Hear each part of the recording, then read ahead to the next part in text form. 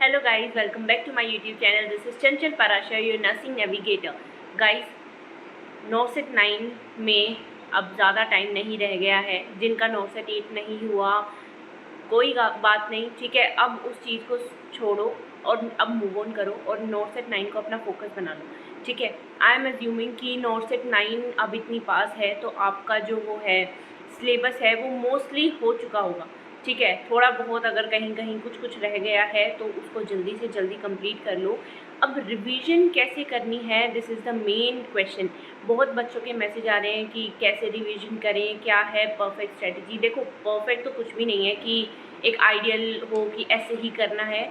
वो सब अपने ऊपर डिपेंड होता है कि आप कितना टाइम दे रहे हो, सबसे पहली बात.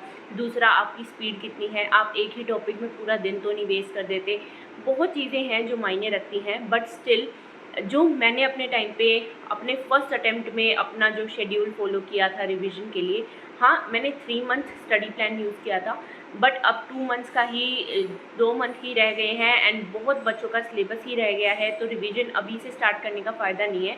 मैंने 12 जून से 12 सितंबर तक का एक रिवीजन प्लान बनाया है कि कैसे कैसे कितने दिन में क्या सब्जेक्ट हो जाना चाहिए, ठीक है. तो I am sharing the revision plan with you all.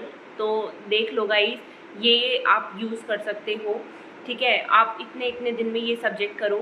अगर जल्दी हो पाता है तो बहुत अच्छी बात है, बस इससे लेट मत करना, क्योंकि वही है ना, जितना लेट करोगे उतना रिवीजन जो है वो कम हो पाएगा, उतने MCQs कम हो पाएंगे. एंड एक और चीज़, मैंने इसमें टेस्ट नहीं डाले हैं अभी भी कि किस दिन क्या टेस्ट करना है. वो आपके ऊपर डिपेंड है. हर 3-4 दिन में एक टेस्ट तो देना ही देना है, हर मतलब जितना फ्रीक्वेंटली टेस्ट दे पाओ. बट हाँ, ऐसा नहीं आप टेस्ट डेली दे रहे हो पर डेली उसको देख ही नहीं रहे हो कि क्या उस टेस्ट में कितने कमी रही, कितने नेगेटिव रहे, कितने आपने अटैम्प्ट किए थे, कौन कौन से टॉपिक थे जो अभी भी आपको नहीं आ रहे हैं, जो आप भूल गए या जो नए कॉन्सेप्ट आए. अगर आप ये सब चीज़ें देख ही नहीं रहे हो तो डेली टेस्ट देने का कोई फ़ायदा नहीं है. क्वालिटी मैटर करती है.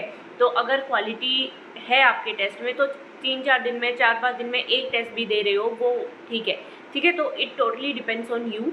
अगर ज़्यादा टेस्ट दे पाओ तो ज़्यादा प्रैक्टिस होगी, ज़्यादा नेगेटिव मार्किंग रिड्यूस होगी, ज़्यादा पता चलेगा कि कौन सा क्वेश्चन नहीं करना है, ठीक है. तो ये सारी चीज़ें आपको देखनी है. प्लस अब रिवीजन नोट्स कंप्लीट हो गए हैं. अब 12 जून से रिवीजन स्टार्ट कर देना. पहले ही कर सकते हो तो कर दो, ठीक है. और ये ध्यान रखो कि देखो, जैसे मैंने इसमें दिया है कि 3-4 दिन में एक सब्जेक्ट, तो उसका क्या मतलब है कि आप एक दिन में बैठ के पहले उसको पूरा रिवाइज़ करो. फिर जो बुक्स, जो सोर्सेज आप रेफ़र कर रहे हो वहाँ से उन सभी के क्वेश्चंस करो. उस सब्जेक्ट की जितने क्वेश्चंस हैं सारे करो, ठीक है. तो वो है. उसके बाद जब एक बार पूरी रिवीजन हो जाए ऐसे, उसके बाद पूरी PR यादव एक दिन कर दो, मतलब सॉरी एक साथ कर दो 3-4 दिन में. फिर टारगेट हाइट पूरी एक साथ करो. एनक्लेक्स मोस्ट भी ज़रूर करना. सॉन्डर्स आप एक बार कर चुके हो तो दोबारा ना भी करो तो ठीक है, बट मोस्ट भी दोबारा फिर से करना.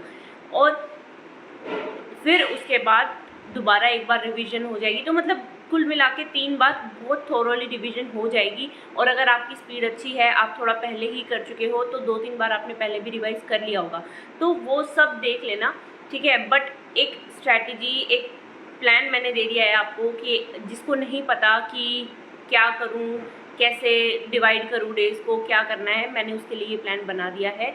तो गाइज़, आप ये फॉलो कर सकते हैं. And thank you so much and all the best. And still अगर कोई भी डाउट है, कोई भी क्वेरी है, you can tell me in the comment section. Bye.